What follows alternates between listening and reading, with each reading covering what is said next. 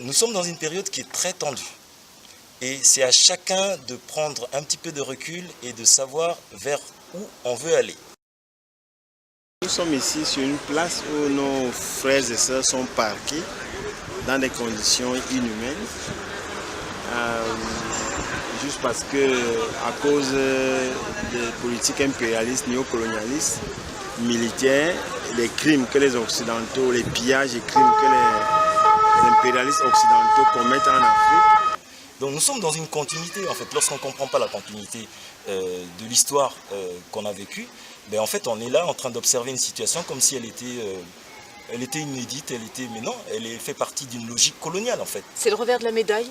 Ils ont été obligés de fuir leur pays et maintenant ils se retrouvent ici, ils sont traités vraiment comme des animaux, comme des non-humains, parqués dans des conditions impossibles, intimes, et ça fait vraiment mal, c'est triste. Malheureusement, c'est un spectacle que l'on rencontre dans tous les pays européens.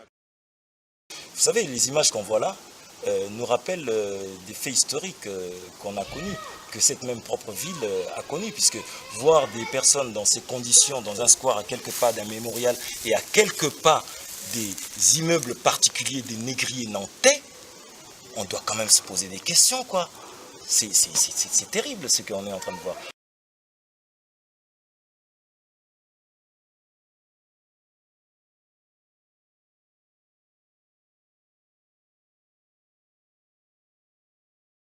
Alors justement, cette question des migrants, c'est une question politique qui est internationale, pas uniquement en France, voire à Nantes. Est-ce que finalement ça ne dépasse pas ces personnes, ces associations, ces bénévoles? Est-ce que finalement ça ne devrait pas être des bénévoles qui devraient gérer cette problématique d'accueil des migrants à Nantes? Ces jeunes-là sont des bénévoles aussi. Je ne sais pas qu'est-ce que vous entendez par bénévole.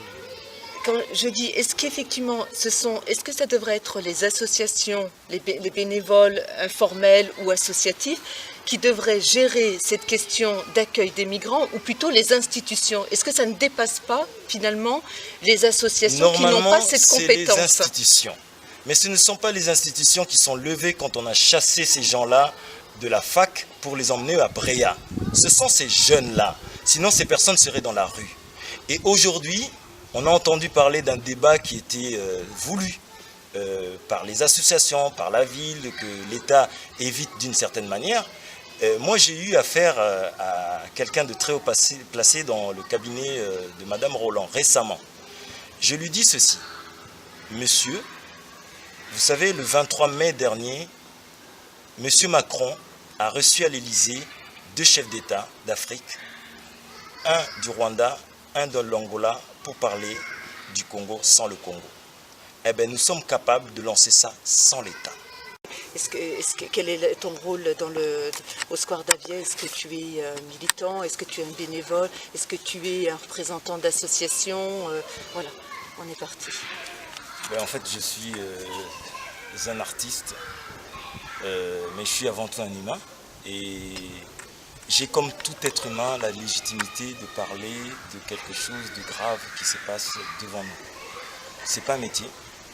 Je pense que tous ceux qui sont en train de voir l'horreur, la honte qu'on est en train de vivre à Nantes devraient s'impliquer pour venir soutenir ces différentes personnes-là. Après, chacun s'implique à sa manière. Il y a des personnes qu'on voit physiquement sur place. Il y a d'autres qui œuvrent à travers des communiqués. Et puis il y a d'autres qui font des choses dans l'anonymat parce qu'ils ne veulent pas qu'on les voit. Donc toi, Peter, tu interviens au Square d'Avier depuis combien de temps? En fait, ce n'est pas tant simplement au Square d'Avier. C'est-à-dire que nous sommes dans un processus très long des évacuations à Nantes qui n'arrêtent pas. Et le moment où on a été beaucoup plus impliqué, moi personnellement, ça a été suite à Bréa. En fait, Bréa a été un espace où on a fait des projections de films, on a fait des repas, on a organisé beaucoup de choses dans l'anonymat. Donc c'était un lieu qui a été réquisitionné, c'est bien ça? Ouais. Du côté du cours Cambronne, d'accord, l'EHPAD, d'accord.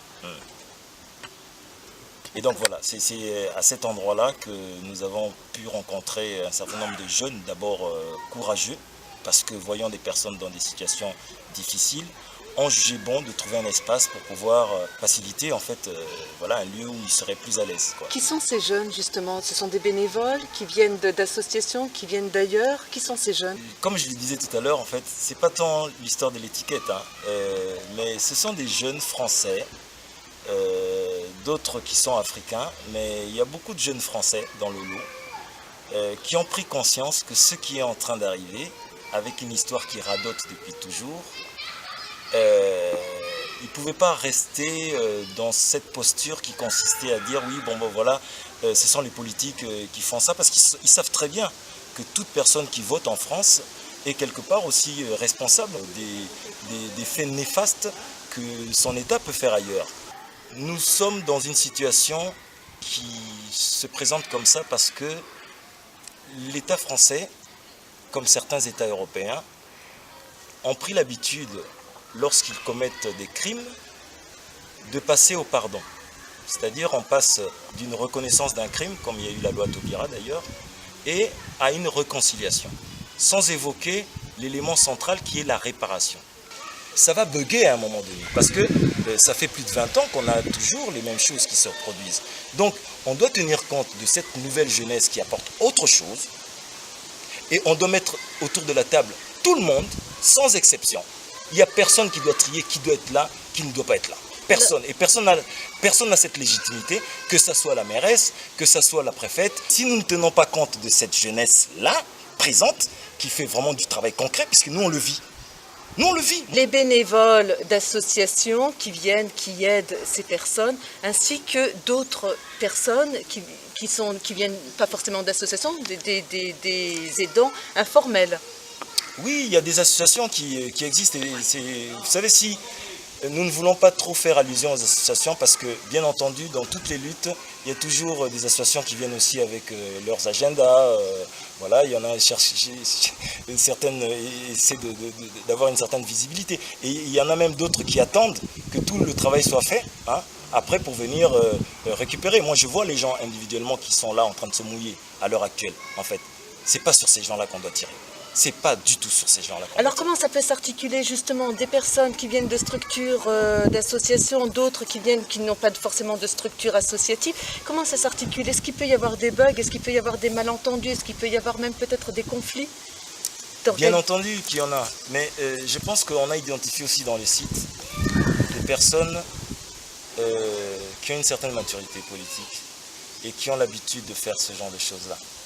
Et très souvent, quand certains jeunes sont un petit peu largués, ils se retournent vers certaines personnes. Alors, on n'est pas obligé de citer tous les noms, mais en tout cas, on est tous là, quelque part.